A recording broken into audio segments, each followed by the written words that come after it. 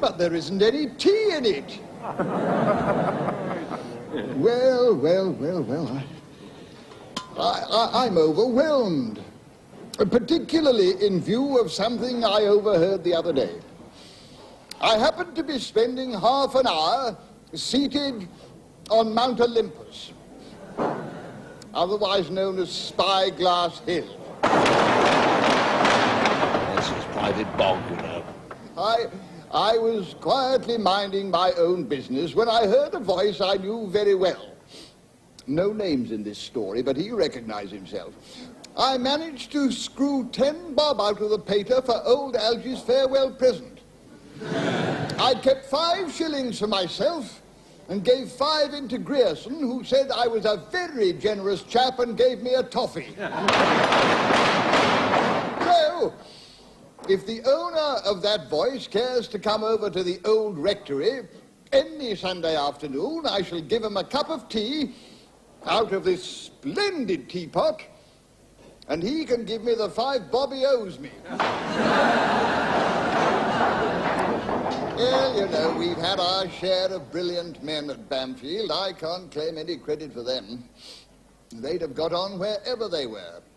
But I do like to think that the school has been able to do something for the average thick-skulled bungler, which is what most of us are at bottom, eh, Mr. Alcock?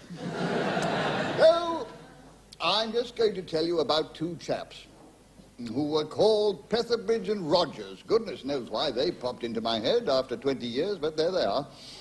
They'll do as well as anyone. Now, Petherbridge was one of our skyrockets. He went on to become president of an insurance company or something. He got the OBE or the DBF or whatever it is these chaps get. And Chuff Rogers never got anything, except once, when some kindly soul put him down for the lower 4th effort prize because he'd pulled up from bottom to 27th or something. So, speech day came along, and I could see Chuff Rogers down there fairly bursting with excitement as his turn came along. He had a woman with a baby sitting next to him, and this baby seemed to take a special fancy to Chuff. He kept grasping at his finger and making goo-goo noises and all that sort of thing. And then just as Chuff's big moment was coming along, this baby gave a most beautiful smile and was dramatically sick all over his best suit. And over himself, and over the mother. Oh, she, poor woman, was beside herself with shame. I thought Chuff would be too, but not Chuff.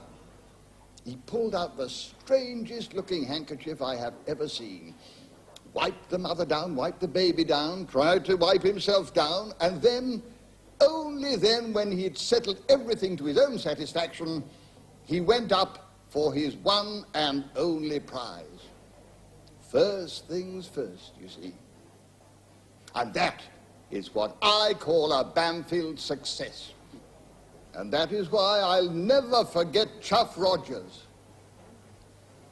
But I've completely forgotten Petherbridge.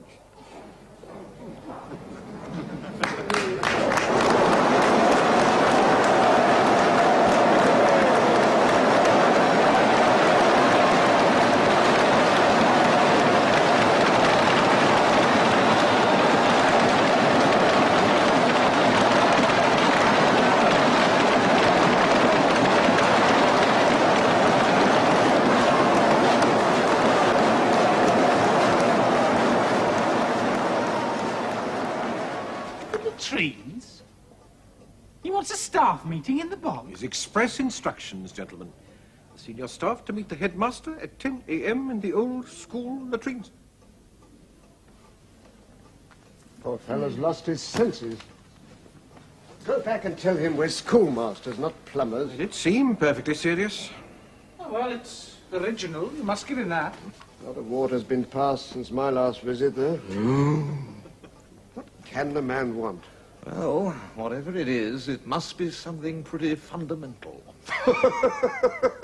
Carter, you're making jokes again. I don't like the way things are going at all.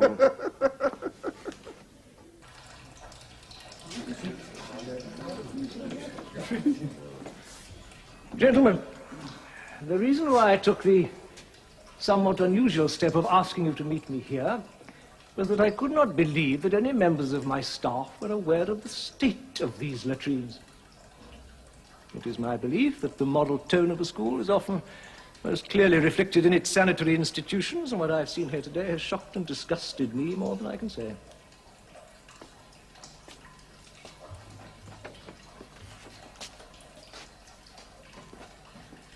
I await your comments.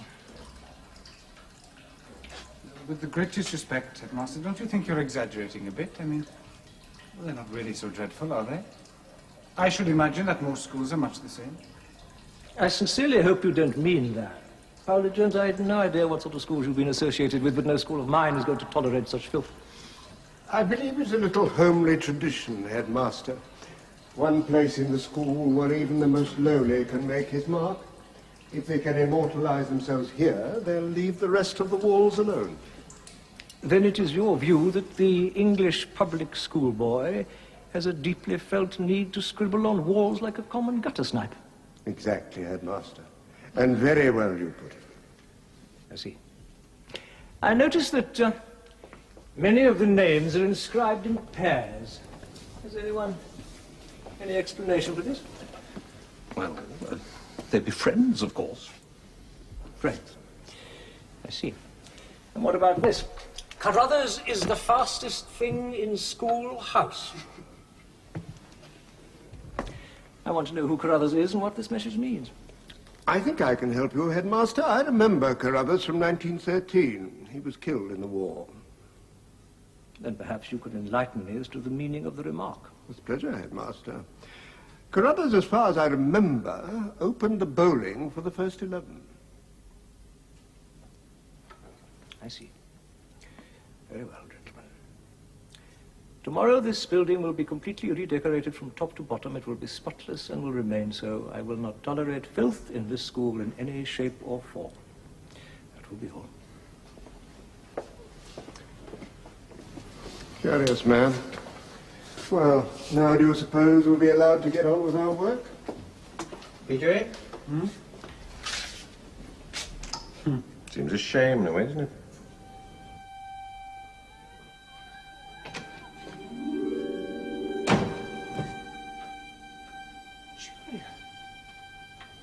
What on earth are you doing here? Came to see you, of course. I did mean to write you a letter, but then I thought, no, why don't I just come down and pay him a visit? How did you find it? Oh, David, I used to work here, remember? All I had to do was ask for Mr. Powlett Jones' house. Who did you ask? Some boy. I expect he thought I was somebody's mother. Oh, you don't look in the least like anyone's mother. Oh, dear. Should we come away from the window? Has this all been a dreadful mistake? No, I'm sorry. It's really lovely to see you again, Julian.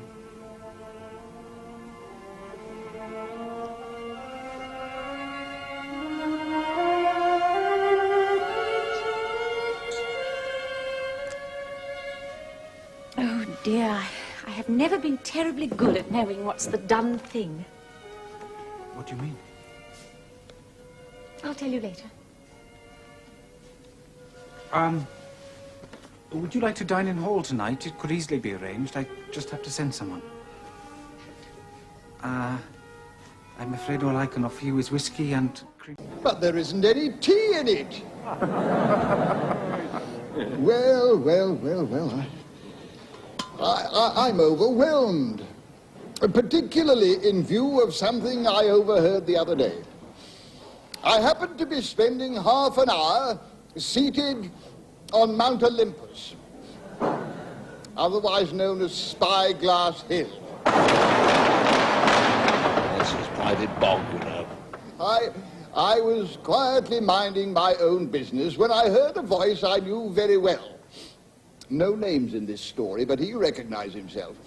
I managed to screw 10 bob out of the pater for old Algy's farewell present.